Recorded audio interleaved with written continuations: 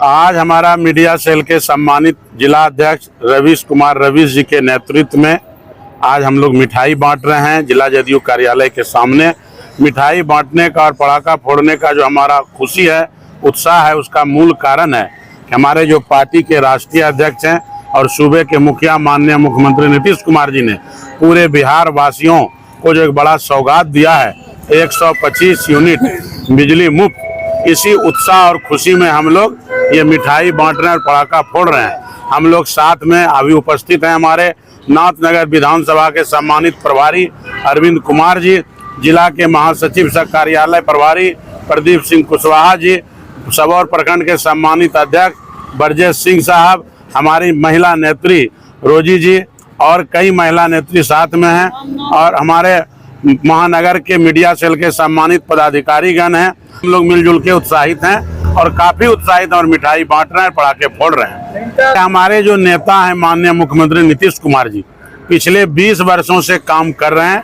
उसी कड़ी में चाहे वो 125 यूनिट बिजली मुफ्त हो, या फिर 1100 रुपया पेंशन वाली बात हो, या जाति जनगणना जो हमारे माननीय नेता का डिमांड था जो केंद्र सरकार ने पूरा किया है, या शिक्षक की बहाली हो, ये तमाम चीज़ें, तमाम निर्णय हमारे नेता का है, हमारे नेता का विजन है, सोच है, उसका परिणाम है।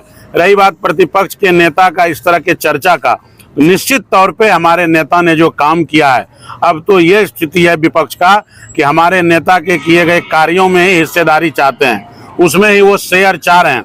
अगर इतना ही काम का उनके पास विजन है तो वो बताएं। हम उनसे सवाल करते हैं आपके चैनल के माध्यम से, उनके माता पिता की जो सरकार थी पिछले 15 वर्षों तक बिहार में, बिहार की जनता ने जब मौका दिया, उसमें वो बताएं कि 15 वर्षों में कौन कौन सा काम हुआ है बिहार के हित में और बिहार के जनता के हित में, वो बताएं। हम मांग करते हैं आपसे कि प्रतिपक्ष के नेता तेजस्वी यादव जी से वो अपने माता पिता के सरकार की उपलब्धि को गिनाएं और बताएं।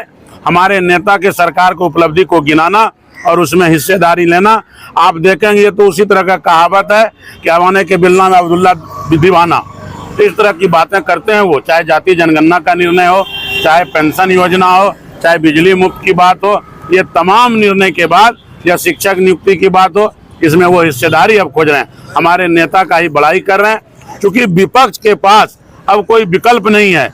नीतीश कुमार के नेतृत्व में बिहार में जो डेवलपमेंट हुआ पिछले 20 वर्षों में, सभी क्षेत्रों में, सभी विभागों में और सभी तरह में, उसका कोई उपाय नहीं है।